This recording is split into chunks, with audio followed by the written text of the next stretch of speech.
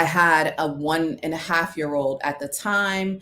I was working at this tech startup, and I was also um, getting a data analytics and visualization certification from Georgia Tech.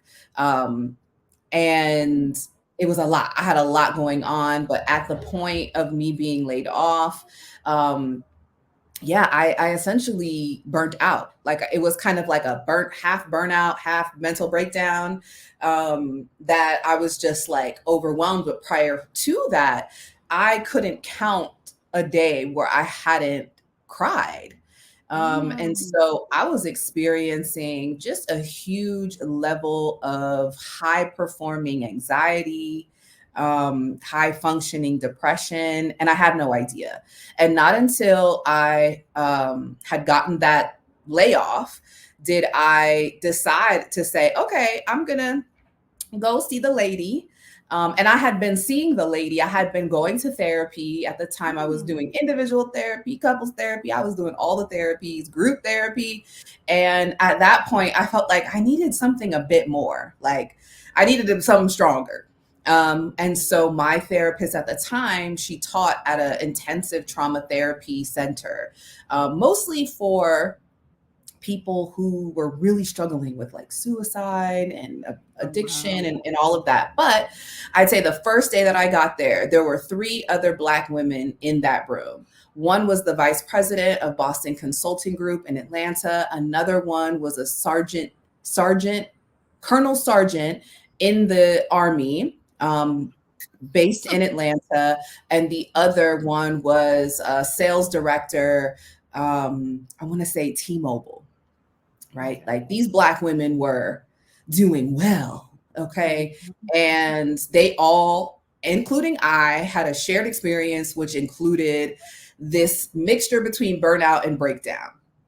And so that experience was the catalyst to everything. I started getting really clear on the fact that there was a lot of trauma and experiences surrounding the life that I was living, from my childhood to my relationships, but also to the relationship that I had had with money and corporate and working and being in this culture of having to overperform and Mm. just essentially survive.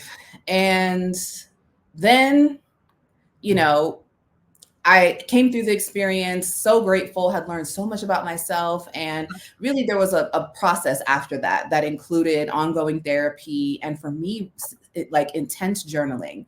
Well, we all got a chance to sit down completely March of 2020.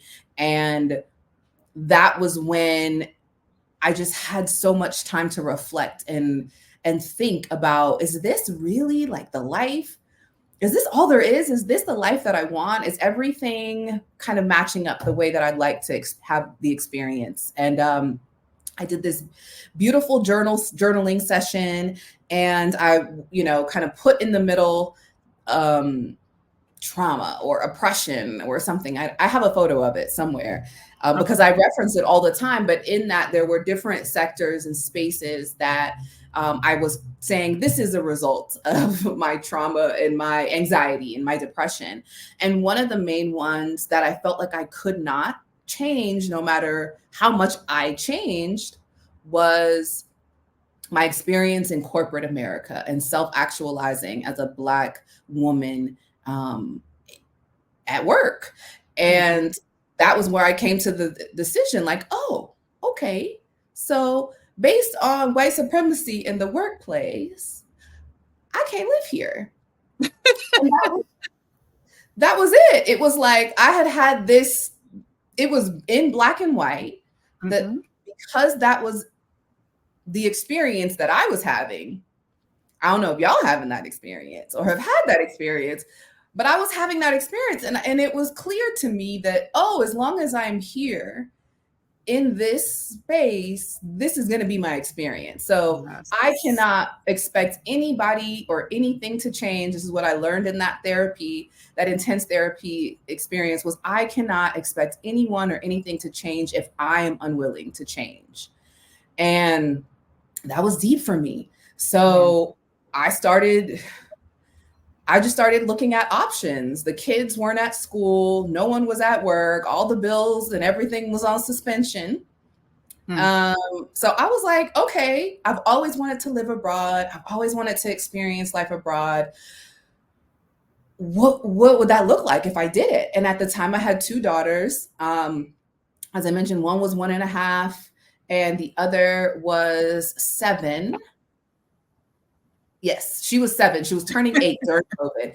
And yeah, had always had the thought that you can only do this abroad life thing if you're a student, if you work for the government, or you work for a company that's going to take you abroad. But I never thought that people actually did it like on their own free will. Mm-hmm. So then I went to YouTube and I started looking at people that were doing this thing. And I had a friend who at the time was in Jamaica. And so I had looked at all these other countries as well. And I was like, so how's Jamaica? How is it? I was familiar with Jamaica, had been to Jamaica several times, and was like, how's Jamaica? Tell me. And she's like, it's great. It's beautiful. It's fine. But I'm really just here. My family and I are just here until we can get out of the country into the continent. We're going to Tanzania. And I was like, oh, okay, where's that? She told me about it. I did some research. I also studied economics. I worked in economic development. So I've always, just really been interested in growing economies and, countries, cities at the time that had some type of economic growth plan and, were viable places to thrive and do business. So did all my research. Tanzania was one of the fastest growing economies on the continent. The weather was great. Access to organic fruits and vegetables was great. It looked like the cost of living was great. It was on the ocean, at least the city that I was looking at, Dar es Salaam. So I was like, okay, let's do it. And that was in June of 2020. I moved in October of 2020 to Dar es Salaam, and I have lived on the continent of Africa ever since. Wow. I mean, you said so much in that description. I mean, everything from making sure you keep your mental health in check, because there's so many things here in this country that we experience that's just not normal. Like it's just not normal. And, someone who lives in New York, like taking the subway and the trauma that can cause, or the traffic that you suffer through. It used to take me, if I drove into work, it would take me an hour and a half to 2 hours each way for a trip that really, with no traffic, is about 30 minutes max. And you waste so much time and you don't realize how much that plays on your psyche. And one of the things that I noticed just through going to Mexico, we lack so much sunlight. When I noticed your sunlight when we first got on, I'm like, I am so envious of you, because we lacked so much sunlight, which is natural energy. And I just got my labs back and I'm vitamin D deficient so bad that the doctor just put me on 50,000 IUs of vitamin D, which leads to all of the stuff that you just talked about, manageable depression, or, bad sleeping patterns and habits. And these are things, especially as Black women, that we just chalk up to being busy or having too much, going on and this and that. So the fact that you were able to recognize, something's not right, realize what the problem was, right? Find a solution and then execute on that solution. I mean, that was just like, I went to church there. That was just, that was so inspirational. And not just, oh my gosh, the fact that you went someplace that you had never been before. Like, let's talk about that. Like, how was that emotionally for you? Like, were you anxious? Was it, nope, I don't care, I'm ready to go? Can you just give a little bit more about how you were feeling? Yeah, well, I had a level of security because I knew a person there. And this person, I knew her professionally. We had done work together in Atlanta, but we weren't like friends, but fast forward 3.5 years later, she is one of my closest sisters ever. And like, I mean, I'm grateful to her and her family. We are now family. Like, she's amazing.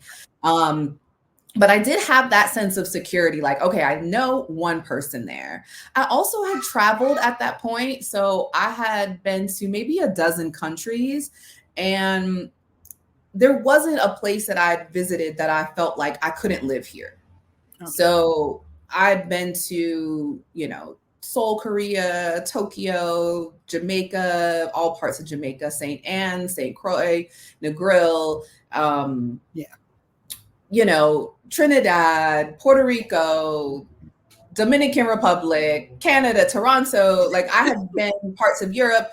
So there wasn't anywhere that I felt like I couldn't adjust. I couldn't adapt. I always felt like I was pretty adaptable. And the plane goes both ways. So at the very worst, if I don't like it, I can always come back, Right. And at the time, I didn't. But I was all the things. I was terrified. I was anxious, but I didn't let that stop me. Because if it didn't work, I could go back. And so, yeah, I was all of those things. Yeah. Yeah. But you did it anyway. That's, I think, the point that we need to drive home.